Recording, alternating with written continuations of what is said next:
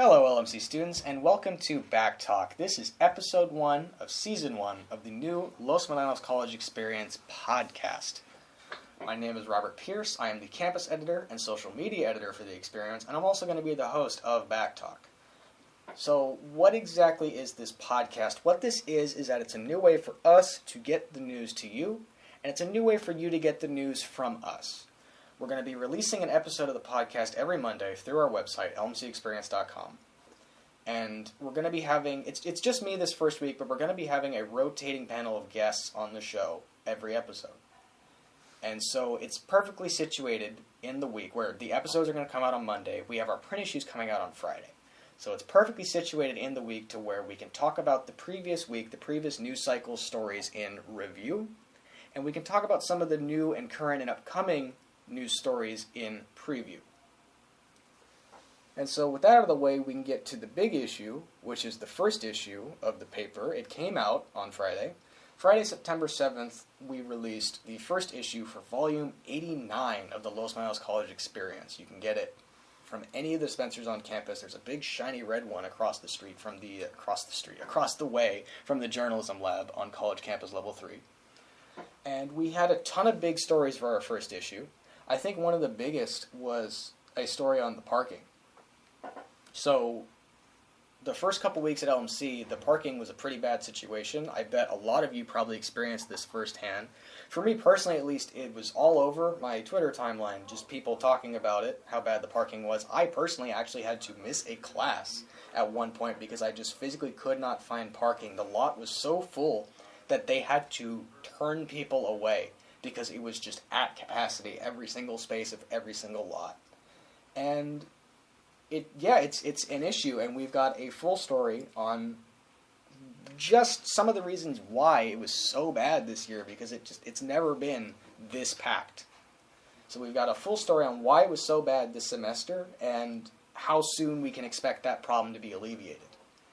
We've also got some stories on some academic programs that LMC is running this semester.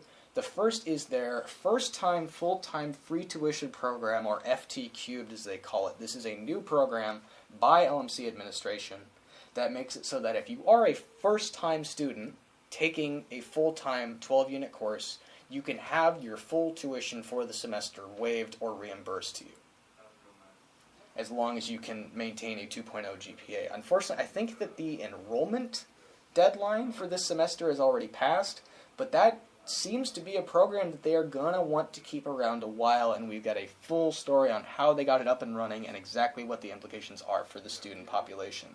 Another academic program that we've covered this issue is the Zero Textbook Cost or Open Education Resources program. Now, this is something that the college started really pushing about a calendar year ago. And what this is, it used to be called ZTC, or Zero Textbook Cost. It's going to be called OER, or Open Education Resources. And it's certain sections, there's 115 of them this semester, where they are set up in a way that you do not have to spend any money on textbooks outside of potentially the cost of printing if you want a paper copy.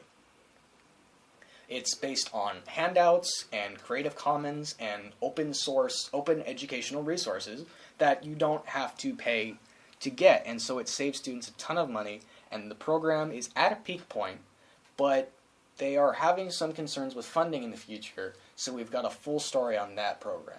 Another front page story was that of Shagufa Khan. Now, she is an LMC student, and she is currently the youngest person to run for Antioch School Board Trustee. She is currently running for that position, and we've got a full story on how and why she is doing this. And that's pretty much it for the front page. There are a couple other stories, but those are the big ones.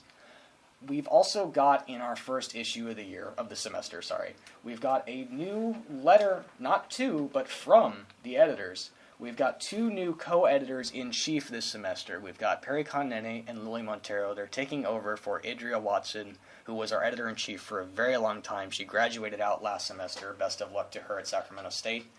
And so Perry and Lily are taking over that position, and they've got a letter to the student population from the editors going over what they want to do with the paper now that it is theirs.